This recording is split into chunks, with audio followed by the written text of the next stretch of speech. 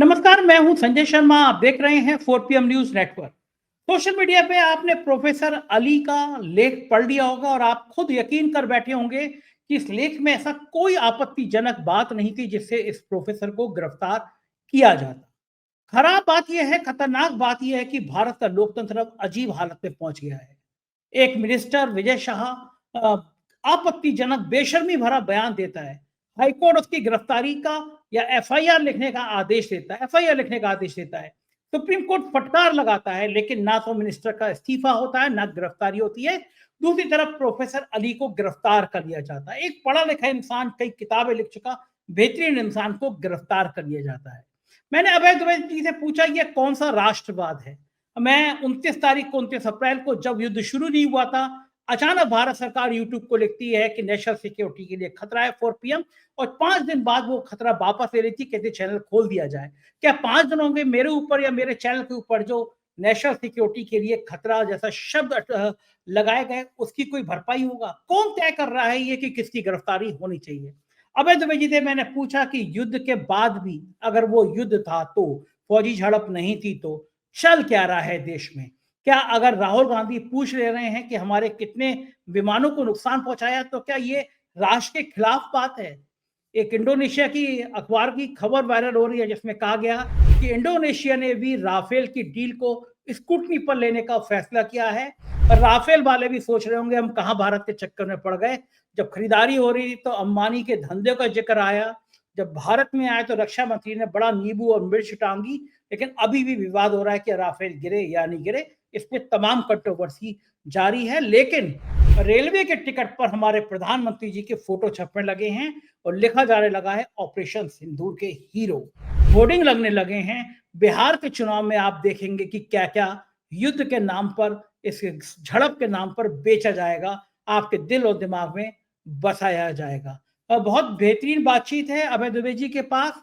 ले चलता हूं, आपसे रिक्वेस्ट करूंगा उससे पहले चैनल को सब्सक्राइब करना और ज्वाइन करना ना भूलें। चलते हैं अभय द्विवेदी जी के पास। 4 PM न्यूज नेटवर्क में बहुत बहुत स्वागत है अभय द्विवेदी जी आपका। हम लोग राजनीतिक टिप्पणियां पे करते हैं, रोज राजनीतिक मुद्दों पे बात करते हैं, लेकिन आज एक ऐसा मुद्दा है जिसने मुझे 2 दिन से बहुत परेशान किया। मुझे लगता है कि भारत का लोकतंत्र कहीं ना कहीं धीरे खत्म हो रहा है, तानाशाही बढ़ती जा रही है। जिस तरह से प्रोफेसर अली को गिरफ्तार किया गया उनके कमेंट को लेकर, मैंने बाकायदा 2-3 बार पढ़ा कि उनके कमेंट में गलती क्या थी, लेकिन मुझे कहीं नजर नहीं आया। एक प्रोफेसर को इस तरह आतंकवादियों की तरह गिरफ्तार करना, 2-2 जगह से एफआईआर करना, मामला सुप्रीम कोर्ट में पहुंच गया है। देश के जाने माने वकील कपिल सिब्बल ने कहा कि इसमें तत्काल सुनवाई की जरूरत है और जल्दी इसमें सुनवाई होगी, लेकिन जेल का एक एक दिन एक सामान्य इंसान के लिए बहुत भारी होता है। एक पढ़े लिखा परिवार का व्यक्ति, मैं खुद मिला हूँ, मेरे बहुत अच्छे से मुलाकात है उनसे, और उनकी सोच, उनके विचार बहुत, मैं कह सकता हूँ बहुत बेहतरीन। उनका परिवार, वो खुद रहे हैं, लेकिन इस तरह गिरफ्तारी होना। और दूसरी तरफ एक minister Vijay Shah, supreme court ने आज जिस तरह लताड़ा है, एसआईटी गठित कर दी है और कहा है कि 3 IPS जांच करेंगे। हैरान हुआ, सुप्रीम कोर्ट की जिम्मेदार पद पर बैठा व्यक्ति कैसे कर सकता है? उसकी गिरफ्तारी तो छोड़ो, वो मंत्रिमंडल से बाहर तक नहीं हुआ, वो बेशरम मिनिस्टर। कैसे देखेंगे आपको, कितनी खतरनाक है इस तरह प्रोफेसर अली की गिरफ्तारी, और उसके क्या मतलब निकलते हैं इस लोकतंत्र में? संजय जी, प्रोफेसर अली खान महमूदाबाद का की पोस्ट वो मैंने भी पढ़ी है और बहुत ध्यान से पढ़ी है, क्योंकि वैसे शायद मैं ना पढ़ता, लेकिन विवादित हो गई तो मैंने बहुत ध्यान से पढ़ी। तो उसको, उस पोस्ट का मतलब समझने के लिए हमें उसे 3 हिस्सों में बांटना पड़ेगा। जब हम अपनी तरफ से उसका मतलब साफ कर देंगे, फिर उस पर जो टीका टिप्पणियां हुई हैं और सरकारी कार्रवाई हुई है, फिर हम उसकी समीक्षा करेंगे। महत्वपूर्ण मसला है। पहला हिस्सा जो है वो साफ तौर पर कहता है कि सरकार ने पाकिस्तान और आतंकवाद, इन दोनों के प्रति अपना जो रणनीतिक नजरिया बदला है, वो एक बेहतरीन कदम है। वो एक बेहतरीन कदम है और वो इस सरकार के इस रवैये की पूरी तरीके से सराहना करते हैं। खास बात यह है कि ये पोस्ट उन्होंने 8 मई को की थी। 8 मई तक सरकार का ये पूरा रवैया स्पष्ट होकर नहीं, ये पूरी डॉक्ट्रिन जो है ना, ये पूरी स्ट्रेटेजिक डॉक्ट्रिन जो है निकल के नहीं आई थी। लेकिन प्रोफेसर महमूदाबाद ने अपनी योग्यता और प्रतिभा से उस स्ट्रेटेजिक डॉक्ट्रिन को पहले ही भांप लिया और अपने ब्लॉक के पहले हिस्से में उसका समर्थन किया। इस तरह से समझा जा सकता है कि वो इंटरनेशनल रिलेशंस का जो डिसिप्लिन है, का अनुशासन जो है ना, उस अनुशासन की उन्हें गहरी जानकारी रही होगी, जिसके आधार पर उन्होंने वो पहला वो हिस्सा उसका लिखा। अब दूसरे हिस्से पे आइए आप। दूसरे हिस्से में वो ये कहते हैं उसमें कि कर्नल सोफिया कुरैशी को जिस तरीके से सामने फौज ने सामने रखा, उसमें दक्षिणपंथी लोग भी उसकी तारीफ कर रहे हैं और इस बात पे उन्होंने उसकी खुशी जताई है। साथ में उन्होंने ये भी कहा है कि बेहतर ये हो कि अब तो ये आप कर्नल सोफिया कुरैशी पे आप तारीफ कर रहे हैं, ये तो अच्छी बात है, खुशी की बात है, लेकिन जो मुसलमानों के खिलाफ जो बुलडोजर न्याय किया जाता है, बुलडोजर चलाया जाता है, उनकी जो लिंचिंग की जाती है और भारतीय जनता पार्टी उनके खिलाफ नफरती प्रचार करती है, उसके ऊपर भी बंदिशें लगाई जाए, उसको भी जिस भारत का चित्र कर्नल सोफिया कुरैशी के मंच पर पेश किए जाने से बना है, उस भारत के चित्र को अगर कायम रखना है तो ये सब चीजें भी बंद होनी चाहिए, ये वो बात कहते हैं। अब मैं जानना चाहता हूं इसमें उन्होंने गलत क्या कहा। अच्छा, तीसरी बात जो उनके ऊपर आरोप लगाया जा रहा है, वो आरोप ये है कि जो कि हरियाणा की जो महिला आयोग है, उनकी नेता ने आरोप लगाया है कि इसमें महिलाओं का अपमान हुआ है। आप उसको एक बार नहीं 100 बार पढ़ लीजिए पूरे ब्लॉक को, उसमें महिलाओं का तो कोई अपमान है ही नहीं, कोई उसमें है ही नहीं इस तरह की बात। ऐसा लगता है क्या उनकी जो अंग्रेजी में लिखा गया, बहुत बेहतरीन अंग्रेजी में लिखा गया है, उसका कोई वो है ही नहीं उसके अंदर। आप इससे अंदाजा लगाइए कि अगर केवल उस ब्लॉक के लेखक का नाम अली खान महमूदाबाद ना होता तो ना उसके खिलाफ एफआईआर लिखी जाती और ना ही उसके ऊपर कोई एक्शन होता। दूसरा महत्वपूर्ण मुद्दा यह है जिसको समझने की जरूरत है, वो मुद्दा यह है कि जो दफाएं प्रोफेसर महमूदाबाद के खिलाफ लगाई गई हैं, वही दफाएं मध्य प्रदेश के उस मंत्री के खिलाफ हाईकोर्ट के आदेश के बाद लगाई गई हैं, जिसने कर्नल सोफिया कुरैशी को आतंकवादियों की बहन बताया था विजय शाह के ऊपर। लेकिन इन दफाओं में गिरफ्तारी हो गई तुरंत, और उन दफाओं में कोई गिरफ्तारी नहीं हुई अभी तक, यहां तक कि उसको मंत्री को किसी तरह की सजा भी नहीं प्राप्त हुई। उसको भारतीय जनता पार्टी का पूरा आला कमान चुपचाप बैठा हुआ है, कुछ बोल भी नहीं रहा है, और अब तो भारतीय जनता पार्टी जो अदालत में मामला है, इसका बहाना लेकर ही कहना शुरू कर दिया है कि मामला अदालत में है, अदालत जो कहेगी तब उसको देखा जाएगा, करेंगे। यानी बजाय अदालत में उनके मंत्री की छीछलेदर हो रही है। हाईकोर्ट ने डांट लगाई, अब सुप्रीम कोर्ट ने डांट लगाई, भारतीय जनता पार्टी ने उसको अपने राजनीतिक बचाव का माध्यम बना लिया। तो ये स्थिति है। तो एक तरफ एक तरफ प्रोफेसर महमूदाबाद की गिरफ्तारी होती है एक ऐसे ब्लॉग में, अगर उसी ब्लॉग को मैं लिखकर अपने नाम से इंडियन एक्सप्रेस में भेजता, मुझे पक्का यकीन है कि थोड़े बहुत संपादन के बाद में वो उसको लेख के तौर पर संपादकीय पृष्ठ पर या संपादकीय के सामने वाला ओपेट पेज होता है उसके ऊपर छाप देते। इतने सुंदर तरीके से उन्होंने उस सारी बात लिखी है। तो ये जो भारतीय रक्षा सेनाओं की प्रशंसा भी की है कि उन्होंने बहुत संयम में रहते हुए केवल आतंकवादी ठिकानों के ऊपर ही हमले किए और किसी किस्म का युद्ध को और आगे बढ़ाने या भड़काने वाली कोई कार्रवाई नहीं की। तो बजाय इसके कि उनकी बातों की तारीफ की जाती और कहा जाता कि उन्होंने कितना बेहतर विश्लेषण 8 मई को ही कर दिया था उन घटनाओं का, जो कि बाद में जब उनका घटनाक्रम आगे बढ़ा तो वही उनका नतीजा निकला। एक तरह से उन्हें इसका श्रेय दिया जाना चाहिए प्रोफेसर महमूदाबाद को, उल्टा उन्हें गिरफ्तार करके जेल में डाल दिया गया, श्रेय मिल गया कि जेल में डाल दिया। लेकिन मुझे चाहिए अभय दुबे जी, ये जो डेमोक्रेसी में ये जो चलन है, एक और बात उनकी आलोचना में एक और बात कही जा रही है, आज ही मैं इस पर बहस करके अभी आ रहा हूं। तो केसी त्यागी ने और वो जो मलूक नागर ने और एक और सज्जन ने ये बात कही कि उन्होंने जो बातें कही वो 8 तारीख को नहीं कहनी चाहिए थी उन्हें। क्यों? 8 तारीख को सत्य कुछ और होता है, 10 तारीख को कुछ और हो हाँ, जाएगा। अच्छा अब उन्होंने 8 तारीख को ये नहीं कहना चाहिए था उन्हें, इस देश में मुसलमानों के ऊपर बुलडोजर न्याय मुसलमानों के खिलाफ बुलडोजर चलाया जाता है, उनकी लिंचिंग होती है। ये सब नहीं कहना चाहिए था 8 तारीख को। क्यों 8 तारीख को ना ये सब बातें कहने से परहेज करनी चाहिए थी। ये बात इन केसी त्यागी ने कहा, वो अपने आप को प्रजातांत्रिक आजादियों का बड़ा भारी पैरोकार और कार्यकर्ता बता रहे थे, एक्टिविस्ट बता रहे थे मैं 25 बार प्रजातांत्रिक आजादियों के समर्थन में जेल गया हूं। मलूक नागर भी इस बात को कह रहे थे कि 8 तारीख को नहीं कहनी चाहिए थी बात ये। भारतीय जनता पार्टी के एक प्रवक्ता थे, वो कह रहे थे कि मैं भी प्रोफेसर हूं, वो भी प्रोफेसर हैं, इसलिए मेरी उनसे निजी हमदर्दी है, लेकिन अभी और बहुत सी उसमें परतें खुलनी बाकी हैं। बिल्कुल एजेंट ये होंगे सब वो। हाँ, ये सब बातें बोल रहे थे। अच्छा अब आप जरा सोचिए इस बात को कि अभिव्यक्ति की स्वतंत्रता के ऊपर सबसे पहली गाज गिरती है राष्ट्रवाद और देशभक्ति के जरिए। राष्ट्रवाद और देशभक्ति के नाम पर सबसे पहली गाज अगर किसी के ऊपर गिरती है, पहले गर्दन किसी की काटी जाती है, बलि दी जाती है, तो अभिव्यक्ति स्वतंत्रता की बलि दी जाती है। सबसे पहले उसके ऊपर प्रतिबंध लगा दिया जाता है। सही बात है। अच्छा, और प्रतिबंध उस जमाने में लगाया जाए जबकि आप घोषित रूप से किसी देश के साथ युद्ध कर रहे हो, तो वार इमरजेंसी लगी हो तो बात समझ में आती है वहां पर।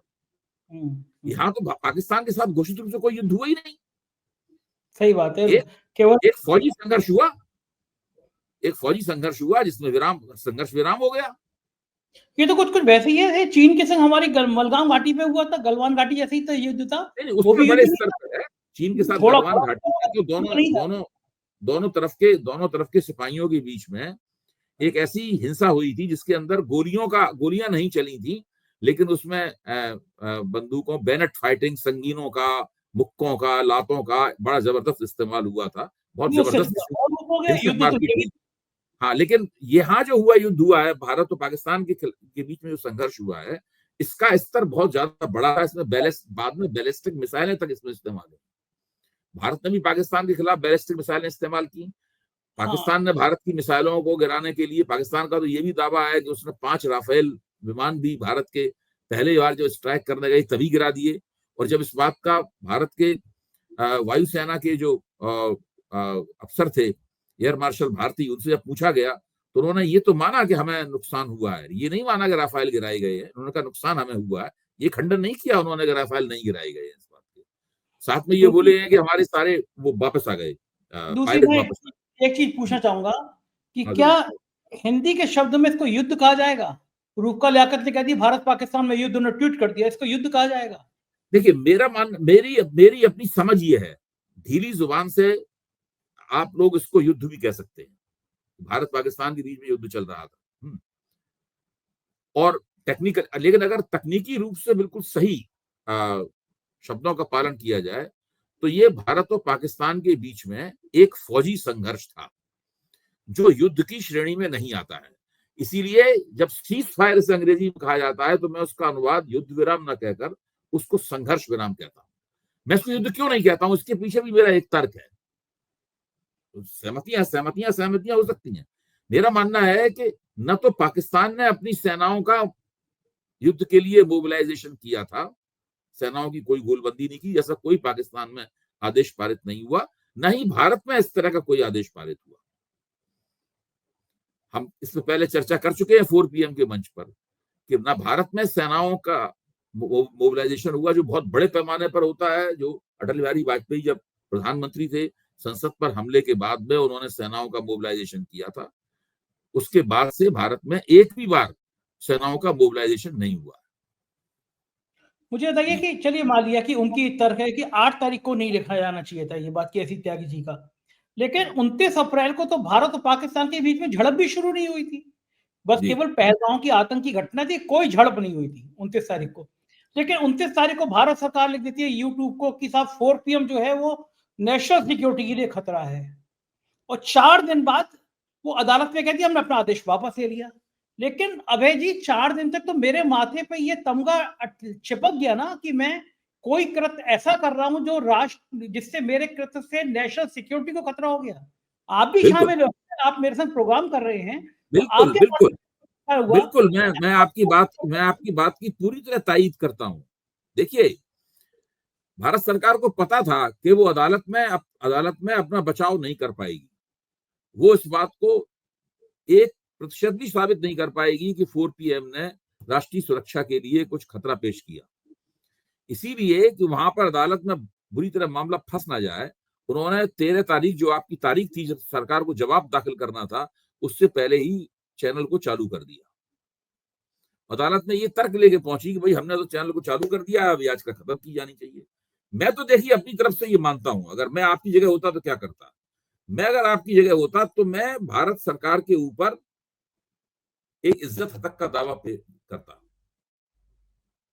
मैं ये जरूर कहता कि भाई मेरी वजह से नेशनल सिक्योरिटी को खतरा हुआ, ये प्रचार सरकार की तरफ से किया गया और सरकार उसका जवाब देने में नाकाम रही। सरकार के पास उस बात के क्या तथ्य थे। इससे मेरा जो अपमान हुआ है, राष्ट्र लोगों के सामने मेरे सम्मान की जो क्षति हुई है, उसका जवाब कौन देगा। मेरे चैनल का नुकसान हुआ है, उसकी भरपाई कैसे होगी। भाई यूट्यूब की दुनिया में हम सब लोग जानते हैं कि वो तो प्रतिदिन के हिसाब से तमाम जो दर्शक होते हैं, जो व्यूअर्स होते हैं, वो सब गिने जाते हैं, उसी के हिसाब से सब कुछ होता है। आपका आर्थिक नुकसान भी हुआ है और आपकी प्रतिष्ठा का क्षय भी हुआ है, और मुझे लगता है कि आपको इसकी भरपाई जो है अदालती जरिए से सरकार से मांगनी चाहिए। इसके 2 फायदे होंगे। पहली बात तो ये है कि आपको जो नुकसान हुआ है उसकी भरपाई होगी। दूसरे, सार्वजनिक जीवन में एक नजीर बनेगी, एक मिसाल बनेगी, जिससे सरकार इस तरह का कदम उठाने से पहले 100 बार सोचेगी कि अगर हम इस तरह का कदम उठाएंगे तो हमारी हम किस हद तक मामला जा सकता है। हाँ, बिल्कुल ठीक है, खराब तो बहुत लगा ही लगा कि, और फिर आज तक नहीं पता कि आप राष्ट्रीय सुरक्षा को खतरा क्यों हुआ, तो क्यों खत्म हो गया। दूसरी बात, मैं देख रहा हूँ आज सोशल मीडिया पे कल से हो रहा है, रेलवे के टिकट वायरल हो रहे हैं।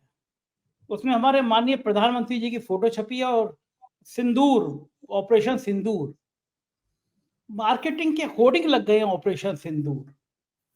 सेना का बाजारीकरण नहीं है ये। एक डिप्टी सीएम कह रहा है कि हमारी सेना, भारत की सेना, सैनिक मोदी जी के चरणों में है।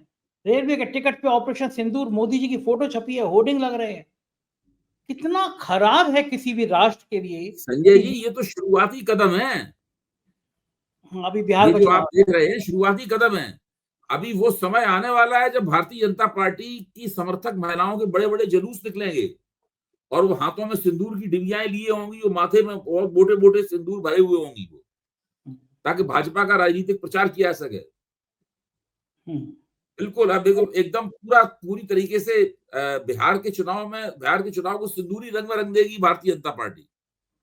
बिल्कुल ठीक रह रहे पूरी हैं। कोशिश करेगी कि ये गर्मी जो है वो कई साल तक बनी रहे, ताकि लोकसभा चुनावों में भी उसका लाभ उठाया जा सके। बिल्कुल ठीक बात है। कांग्रेस ने एक ट्वीट तो किया है, मैं शुरुआत में देखिए क्या क्या होता है। कांग्रेस ने एक ट्वीट किया है, एक्स पे लिखा, तो एक्स हो गया, ट्वीट ही निकलता है मुंह से। मैं पढ़ के सुना देता हूं और फिर उस मुद्दे पे आपसे बात करूंगा। कांग्रेस ने लिखा है कि विदेश मंत्री एस जयशंकर ने खुद मीडिया एजेंसियों को बताया कि हमने हमला करने से पहले पाकिस्तान को सूचित कर दिया था। अब ये सूचित करने का क्या मतलब होता है? विदेश मंत्री को पाकिस्तान पर इतना भरोसा है कि उनके कहने पर आतंकी चुपचाप बैठेंगे। विदेश मंत्री का क्या रिश्ता है और पाकिस्तान को उन्होंने हमले से पहले क्यों बताया? दरअसल इसे कूटनीति नहीं बल्कि मुखबरी कहा जाता है। विदेश मंत्री ने जो बोला उसे सबने सुना, फिर भी इस पर लीपापोती की जा रही है। क्या इसी मुखबरी की वजह से मसूद अजहर जिंदा बच गया और हाफिज सईद जिंदा भाग गया? क्या देश को यह जानने का हक नहीं है कि पाकिस्तान को हमले की सूचना देकर मसूद अजहर को दोबारा बचाया गया, क्योंकि इससे पहले मसूद अजहर को कंधार हाईजैक के समय भाजपा की सरकार में छोड़ा गया था। विदेश मंत्री का बयान संवेदनशील है क्योंकि बयान से यह लगता है कि आतंकी अपने ठिकानों से भाग गए होंगे। ऐसा क्यों किया, इस पर प्रधानमंत्री ने विदेश मंत्री को भी जवाब देना पड़ा होगा, ये उन्होंने कहा। दूसरा, मैंने एक देख रहा था कि सोशल मीडिया पे भक्तों की बाढ़ आ गई और राहुल गांधी ने एक सवाल पूछा और सवाल के बाद में बिल्कुल भक्त होते उनकी टोली एकदम टूट पड़ी। मैंने भी उसको ट्वीट करके पूछा, उन्होंने ये लिखा है कि राहुल गांधी ने, एनडीटीवी ने लिखा है कि राहुल गांधी ने विदेश मंत्री एस जयशंकर से पूछा सवाल, बताएं हमने कितने एयरक्राफ्ट खोए। अब मैं जानना चाहता हूं अभय दुबे जी, अगर कोई इंसान भारत सरकार से ये पूछ रहा है कि हमने कितने एयरक्राफ्ट खोए हैं, ये हमें बता दो, क्या ये सवाल देशद्रोह की श्रेणी में आता है? कोई इंसान पूछ नहीं सकता भाई ये ये सवाल। सवाल तो अभी अभी मैंने आपको बताया कि एयर मार्शल भारती से ये सवाल पूछा जा चुका है।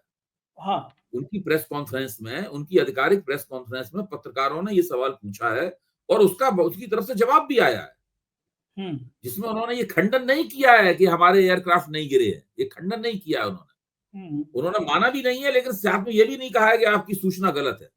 उन्होंने ये कहा है कि युद्ध में नुकसान होता है, लड़ाई में नुकसान होता है, हमें भी नुकसान हुआ है, लेकिन हमारे साथ में हमारे सभी पायलट वापस आ गए। उन्होंने ये नहीं कहा कि हमारे सारे विमान वापस आ गए। हाँ, ये कहा पायलट, हमारे सभी पायलट सकुशल वापस आ गए। हाँ, तो आप उससे और शक पैदा हुआ तो ये कह रहे थे वापस आ गए, इसका मतलब विमान गिर गया, पायलट वापस आ गया, यही तो मतलब हुआ इसका ना। तो क्या मतलब हुआ इसका? तो ये तो देखिए, ये बात तो उनसे पूछी जा चुकी है। वो एयरफोर्स के, वायुसेना के डीजी है, वो है director general of military operation है, उनसे बात पूछी गई है, उन्होंने इसका जवाब दिया, उसको अधिकृत जवाब माना जाएगा, उसको एक ऑफिशियल आंसर माना जाएगा, ऑफिशियल रिस्पॉन्स माना जाएगा। और अब इस सवाल को सारे देश में हर व्यक्ति को पूछने का अधिकार है, क्योंकि इसको एक तरह से वायुसेना ने भी मान लिया है कि वायुसेना को नुकसान हुआ है। वो नुकसान विमान गिरने का नुकसान है, किस चीज का नुकसान है? वो एक ऐसा नुकसान हुआ है इसमें पायलटों की सुरक्षित वापसी हुई है, विमानों की सुरक्षित वापसी का दावा नहीं किया गया। बिल्कुल स्पष्ट है अपने आप में। राहुल गांधी के ऊपर जो भक्त मंडली है, उसका कुपित होना बेकार है। उन्हें तो चाहिए कि वो एयर मार्शल भारती के ऊपर कुपित हो। उसी समय कह रहे थे कि हमारे विमान वापस आ गए सारे, उन्होंने स्पष्ट रूप से कहा उसमें। अच्छा, दूसरे, जहां तक जयशंकर के वक्तव्य का सवाल है, जयशंकर का वक्तव्य मैंने पूरी तरह सुना है। जयशंकर अपने वक्तव्य में ये कह रहे हैं कि मैंने ये कहा कि भारत आतंकवादी ठिकानों पर हमला करने जा रहा है, वो पाकिस्तान के सैनिक प्रतिष्ठानों को निशाना नहीं बनाएगा। पाकिस्तान की सेना को आतंकवादी ठिकानों पर किए गए हमले से अपने आप को अलग रखना चाहिए। ये पहली बता रहे हैं आप आतंकवादी सेना, हम आतंकवादियों पर निशाना बना रहे हैं, आप उसको अलग रखिए, आपका इससे कोई मतलब नहीं। हम आपके ऊपर हमला नहीं कर रहे हैं, हम आतंकवादी ठिकानों के ऊपर हमला कर रहे हैं। लेकिन बाद में वो आखिर कहते हैं अपने वक्तव्य में, लेकिन पाकिस्तान की सेना ने मेरी ये राय नहीं मानी और वो इस मसले में कूद पड़ी। मतलब ये है उसका, ये उनका वक्तव्य।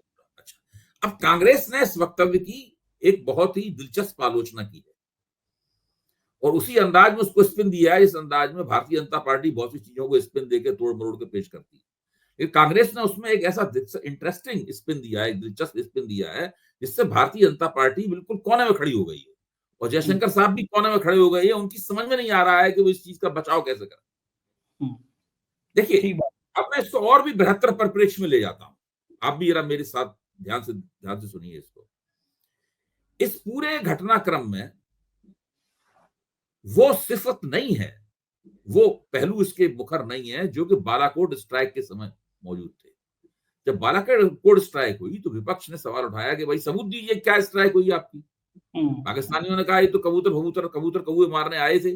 अच्छा, लेकिन आमतौर पर भाजपा का प्रचार हुआ है, भाजपा ने जो भी कहा हो, भाजपा की बात लोगों ने मानी। लोगों ने माना कि भाजपा ने जो सीआरपी के 42 जवानों की जो हत्या हुई थी उसका बदला भाजपा ने लिया, भाजपा सरकार ने लिया और घुस के उन्होंने मारा। इसका उनको बड़े पैमाने पर राष्ट्रवाद का उभार हुआ और वो उस सरकार 5 साल की जो भाजपा मोदी सरकार की जो गड़बड़ियां थी, जो गवर्नेंस संबंधी कमियां थी, उनको भूल के उनको वोट मिल गई, पहले से भी ज्यादा उनको सीटें मिली। ये आज इस पूरे, और जिसको ऑपरेशन सिंदूर कहा जाता है, इस ऑपरेशन सिंदूर का जो तात्पर्य निरूपण है, उसका जो मतलब निकाला है भारत की जनता ने, वो ऑपरेशन बालाकोट स्ट्राइक जैसा नहीं है। बात को हमें गंभीरता पूर्वक रखना पड़ेगा और समझना पड़ेगा इसको। इस वक्त लोगों के मन में तरह तरह के संदेह हैं और बेचैनियां हैं। अभी यशवंत देशमुख ने एक सर्वे किया, इसमें 2,500-3 हजार लोगों से उन्होंने ये पूछा कि भाई इसका सरकार और उसकी लोकप्रियता पर क्या असर पड़ा। तो उसमें ये निकल के आया कि इस सरकार की और मोदी जी की लोकप्रियता के ऊपर, लोकप्रियता के बारे में इस सवाल पर भाजपा के जो समर्थक वर्ग है उसमें एक हिस्सा जो है वो अनमना है। ये नहीं है कि वो छोड़ के जा रहा है, भाजपा को छोड़ के भाजपा के खिलाफ हो गया, ये उन्होंने नहीं कहा। उन्होंने कहा नहीं, भाजपा के खिलाफ नहीं हुआ अभी तक, लेकिन वो अभी इस बात को लेके अनमना है। स्थिति यह है कि दो चीजें लोगों के गले नहीं उतर रही। सबकी डिग्री अलग अलग है।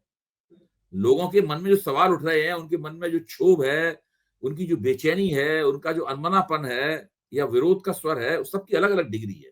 कोई इस बात पे विरोधी हो गया है, कोई इस बात से निराश है, कोई उदास है, किसी के मन में सवाल है, सवाल नहीं मिल रहा इसलिए बेचैनी है। ये सारी मनस्थितियां मौजूद हैं भारतीय समाज में इस वक्त, चाहे वो भाजपा के समर्थक वोटर हो, भाजपा के विरोधी वोटर हो, या बीच में तटस्थ वोटर हो। उनके मन में दो सवाल है। पहला सवाल यह है कि जब भारत बैलिस्टिक मिसाइल से पाकिस्तान के एयरपोर्ट्स की पिटाई कर रहा था, बैलिस्टिक मिसाइल छोड़ रहा था आखिरी दिन, उसके तुरंत बाद इन लोगों ने संघर्ष विराम क्यों किया? उस काम को हफ्ते भर और क्यों नहीं चलाया? पहला सवाल तो ये है। दूसरा सवाल ये है कि संघर्ष विराम की घोषणा डोनाल्ड ट्रंप ने क्यों की, और सरकार इस बारे में साफ तौर पे कोई जवाब क्यों नहीं देती? ये दो सवाल हैं। एक सवाल डोनाल्ड ट्रंप के बारे में है, और एक सवाल यह है कि जब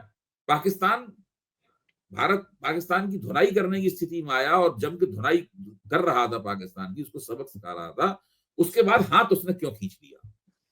अच्छा, अब इन सवालों की सरकार की तरफ से बहुत तरह जवाब हो सकते हैं। सरकार बहुत तरह के प्रचार करेगी, उसके सपोर्टर बहुत तरह की बात करेंगे। इस तरह की बात करने वालों को भाजपा के बुद्धिजीवियों ने अल्ट्रा नेशनलिस्ट, उग्र राष्ट्रवादी वगैरह कहना शुरू ही कर दिया है। अभी भी अपने ही उन्हीं के समर्थक हैं, उनको उन्होंने कहना शुरू कर दिया। अंग्रेजी से छपने लगा है ये अल्ट्रा नेशनलिस्ट है, ये सब छपने लगा है।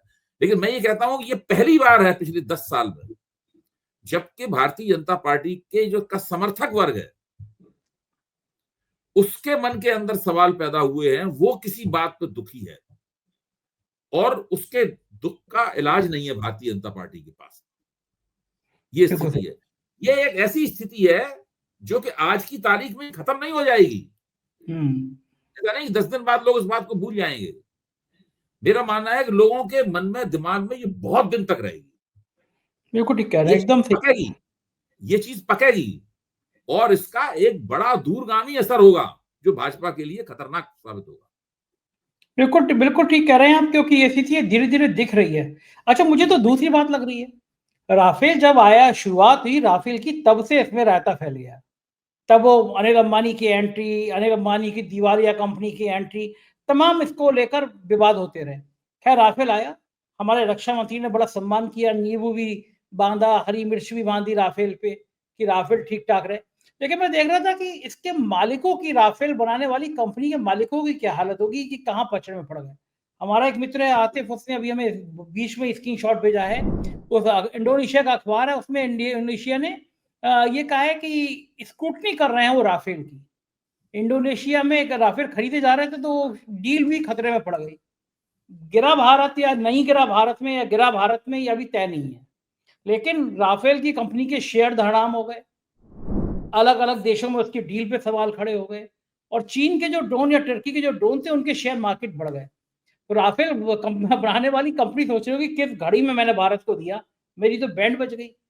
क्या राफेल के बाद संजय जी हुआ ये है, संजय जी आपकी बात में समझ गया, इसमें हुआ ये है कि भारत और पाकिस्तान के बीच ये जो एक ड्रोन और मिसाइल युद्ध हुआ, इसको आप युद्ध कहना चाहते हैं तो आप इसको ड्रोन मिसाइल युद्ध कह सकते हैं।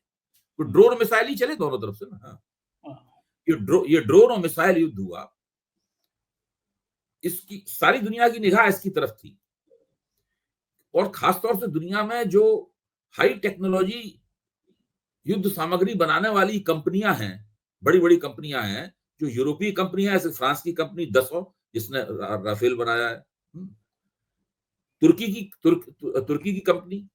कंपनियां जो ड्रोन बनाती हैं, जो पाकिस्तान के पास किया, बांग्लादेश को भी बेच रखे हैं ड्रोन, अजरबैजान को भी बेच रखे हैं उन्होंने ड्रोन। इसके बाद अमेरिकी कंपनियां जो भारत को F-35 बेचना चाहती हैं। इसके बाद चीनी कंपनियां जिसका K-31 है जो पाकिस्तान के पास है, उसने जो समझा जाता है कि उसने फायर किया था, उनकी तरफ मिसाइल फायर किए थे। अच्छा, दुनिया में जितनी भी हथियार बनाने वाले बड़े बड़े जो वो हैं कंपनियां हैं, वो सब इसकी तरफ ध्यान से देख रही थी कि इसका क्या नतीजा निकलता है। जो नतीजा निकला उसमें क्या हुआ कि एक बहुत बड़ा रायता फैल गया। वो रायता ये फैल गया कि अब जगह जगह जो पत्रकारों के जरिए, तथाकथित पत्रकारों, तथाकथित डिफेंस एक्सपर्ट्स के जरिए ये जो खबरें आ रही हैं विश्लेषण की, भाई किस लिए भारत का रफाल गिरा, उसमें चीन के विद्वानों की क्या भूमिका थी, वो संयुक्त रडार कौन सा था जो चीन और पाकिस्तान का मिला जुला था, ये सब जो तमाम विदेशी मीडिया में आने लगी बातें, ये विदेशी मीडिया से छन छन के भारत की मीडिया में भी बातें आई, सोशल मीडिया पे आई, भले सरकारी गोदी मीडिया में ना आई तो वहां भी बातें आई। तो इस वक्त क्या है कि पूरी जो डिफेंस रक्षा आयुध बनाने वाली जो लॉबियां हैं, वो दरअसल एक दूसरे से संघर्ष कर रही हैं। भारत की जमीन पर भी हो रहा है संघर्ष, वो संघर्ष दूसरे देशों की जमीन पर भी हो रहा है। सारी दुनिया में ये इस वक्त ये लॉबी युद्ध छिड़ा हुआ है पूरी तरीके से, और इस लॉबी युद्ध में भारत को भी मुश्किल उठानी पड़ रही है। बार बार जो भारत के सामने सवाल फेंका जा रहा है कि आपके राफेल गिरे कि नहीं गिरे, गिरे कि नहीं गिरे, ये सवाल कौन फेंक रहा है? ये पत्रकारों ने पूछा, ठीक है चलिए, लेकिन ये सवाल दरअसल उन हथियारों के उद्योग की जो लॉबियां हैं वो फिकवा रही हैं सवाल बार बार, और उसमें चीन भी शामिल है। अमेरिका खुद चाहता है कि ये राफेल छोड़ के भारत F-35 खरीद ले, जो राफेल से भी ज्यादा महंगा है। सब धंधे में सारी दुनिया को अपना माल बेचना चाहता है, तुर्की बेचना चाहता है, ये सारा मामला चल रहा है। तो ये बहुत बड़ा रायता फैला हुआ है इस वक्त यहाँ पे। बिल्कुल ठीक कह रहे हैं, देखते रहेंगे, हमारी निगाह बनी रहेगी। बहुत बहुत शुक्रिया अभय जी, आपने तो समय दिया, थैंक यू। ये थे अभय दुबे जी, और मुझको यकीन है कि बातचीत आपको पसंद आई होगी। कैसी लगी बातचीत बताइएगा जरूर। शुक्रिया, थैंक यू।